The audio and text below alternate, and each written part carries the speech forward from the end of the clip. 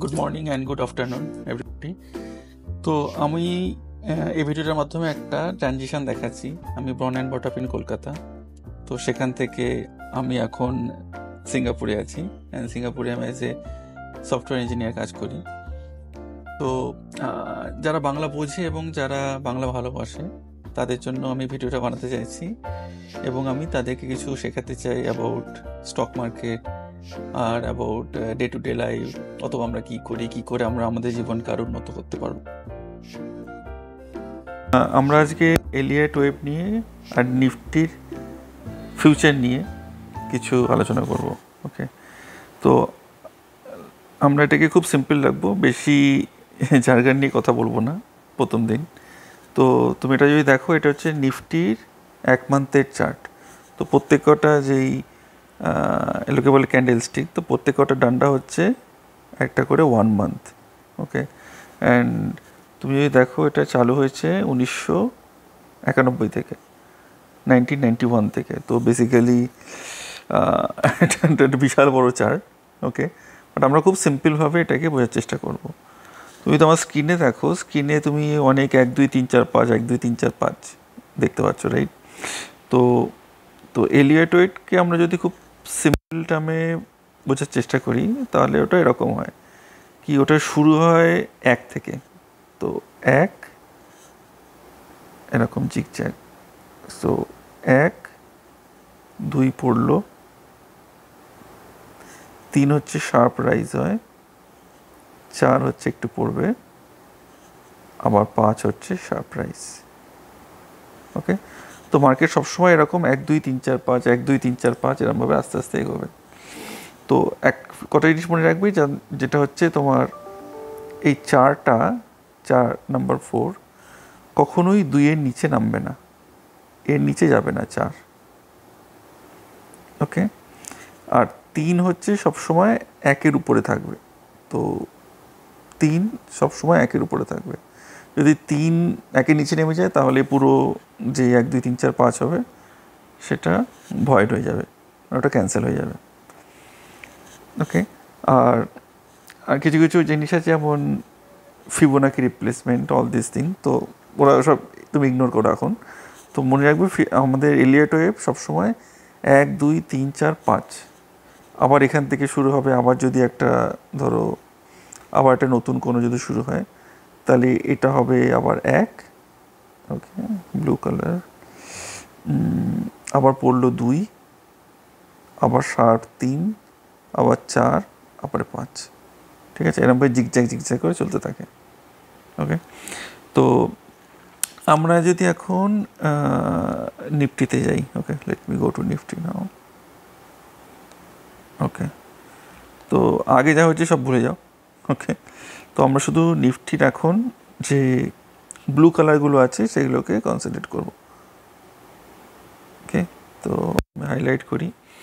তো বেসিক্যালি এটা 1 2 3 4 5।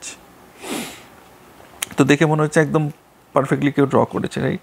1 2 3 4 5, আর প্রত্যেক কটা এই সিম্বল তুমি যদি দেখতে পাও, যে প্রত্যেক কটা এই ক্যান্ডেল স্টিক হচ্ছে একটা মান্থ, এভরিথিং ইজ 1 মান্থ। ওকে, ওকে, তো তো এখন যদি তুমি ধরো 5-ই আছে, 5 থেকে আমরা টুক টুক করে পড়ছি আস্তে আস্তে। তো কী করে, তো কত দূর পর্যন্ত এটা পড়তে পারে? কারণ তুমি এখন যদি এলআইডবে আমরা জাস্ট একটু আগে আমরা দেখলাম, যেটা সরি এলআইডবে যদি আমরা দেখি, জাস্ট যেটা আমরা আগে শিখলাম একটু আগে, রাইট, কি 1 2 3 4 5 হবে, যাটা মুছে গেছে। ওকে, 1 2 3 4 5 হবে। তাহলে লজিক্যালি এটা 1, এখান থেকে একটা শার্প ফল হবে যেটা 2 হবে। তাহলে এই ফলটা কোথায় গিয়ে দাঁড়াবে, সেটা হচ্ছে আমাদের এখন ক্যালকুলেট করতে হবে। ওটা যদি ক্যালকুলেট করতে পারি, তাহলে আমাদের সব কিছু ডান, রাইট? তো পড়া যতদূর পর্যন্ত পড়ুক, পড়ার আগে আমরা কিছু কিনবো না, সেটাই হচ্ছে আমাদের প্ল্যান। তো কী করে প্রেডিক্ট করবো আমরা কতদূর পর্যন্ত পড়বে, সেটাই আজকে আমরা ডিসকাস করব। তো সেটা করতে পারলে আমরা অতদূর পর্যন্ত বা ওটা একটু আগে পর্যন্ত ওয়েট করব।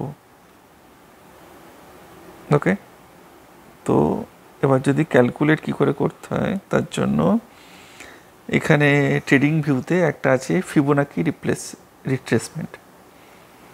তো আমি যদি ফিবোনাকি, আমি পরে দেখাবো কী করে ফিবোনাকি রিট্রেসমেন্ট ড্র করতে হয়। আমাদের ফিবোনাকি রিট্রেসমেন্ট আমাদের ড্র করতে হবে যে লাস্ট যেটা 4 হয়েছে, 4 থেকে যাবে 5 পর্যন্ত, ঠিক আছে, 5-এর মাথা পর্যন্ত। ওকে, তো 4 থেকে 5-এর মাথা পর্যন্ত যাবে। আর ওটা যদি কত দূর ড্রপ হবে সেটা আমরা এখন ক্যালকুলেট করছি, রাইট? তো আমরা বেসিক্যালি ক্যালকুলেট করছি মানে এই কতখানি ড্রপ হতে পারে, কারণ এখানে একটা আবার 2 তৈরি হবে। যদি এটা 1 হয়, পিঙ্ক কালারে যেটা লিখছে, এটা যদি 1 হয়, এটা 2 হবে, তারপরে আবার গদগদ করে বেড়ে 3 হবে। এই 3টা কিন্তু খুব খুব শার্প হবে। ওকে, লেট মি ড্র अगेन। তো এই 3টা খুব শার্প হবে, এটা মানে প্রচুর, এটা মোটামুটি ধরো 30-32 হাজারের উপরে চলে যাবে। কিন্তু তার আগে মার্কেটটা অনেকখানি পড়বে। তো আমাদের এই পয়েন্টটা ক্যালকুলেট করতে হবে কি এটা কত দূর পড়তে পারে। সেটা যদি ক্যালকুলেট করতে পারি তাহলে আমরা ডান। তো আমরা যতদূর পড়তে পারে তার আশেপাশে কিনবো, তারপরে আমাদের কাজ শেষ বেসিক্যালি। দেন আফটার দ্যাট একটা বড় র্যালি হবে। তো আমাদের এই পয়েন্টটা খুঁজতে হবে যতদূর যেখানে পড়তে পারে। তো সেটাই আমি আজকে করার চেষ্টা করছি। ওকে, তো যেটা এলআইটি ওয়েবের রুল বলে, এই পড়তে পারে হচ্ছে মোটামুটি 76%। 76 তাহলে কেমন করে ক্যালকুলেট করবো? আমি অলরেডি অনেক কিছু দাগফাগ রয়েছে, তুমি অত দাগফাগ ভাবতে হবে না তোমাদেরকে। তো ওকে, লেট মি শো ইউ। তো 76%, ওকে, 76% বলছে 61 থেকে 76। তো বেসিক্যালি এই যে একটা লাইন দেখতে পাচ্ছ তুমি, 19,000, ওকে, 19,000 থেকে, আর এটা হচ্ছে 20,000। ওকে, তো 19 থেকে 20, আর একদম এক্সট্রিম হচ্ছে 17। ওকে, তো নাম্বারগুলো খুবই ভয়ানক। তো এখানে let me right it down. তো সরি, আমি মাঝে মাঝে একটু ইংরেজি বলে ফেলি, কিন্তু চেষ্টা করবো আমরা যত সম্ভব বাংলায় বলার জন্য। ওকে, কারণ এই চ্যানেলটা আমি চাইছি যত বেশি বাঙালি এবং যারা বাংলা বোঝে তারা যাতে মোর নলেজ পায় থেকে, ঠিক আছে। তো আমাদের কোন কোন পয়েন্ট আছে? আমাদের আছে হচ্ছে 17,000, যেটা কি না হতে পারে, এক্সট্রিম কেসে হতে পারে। ওকে, অথবা 19,511 বা 19,500।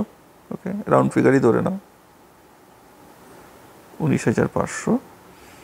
সো অ্যান্ড লাস্ট হচ্ছে 20,800।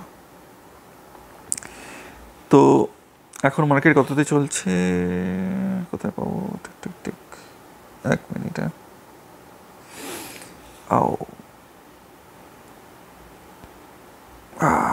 ওকে, যা লেখা সব চলে গেছে।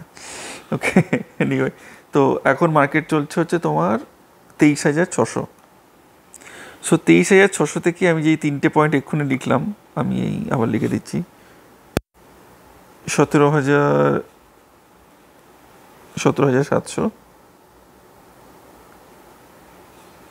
19,500, আর হচ্ছে 20,800। ওকে, তো এখন মার্কেট আছে 23,600।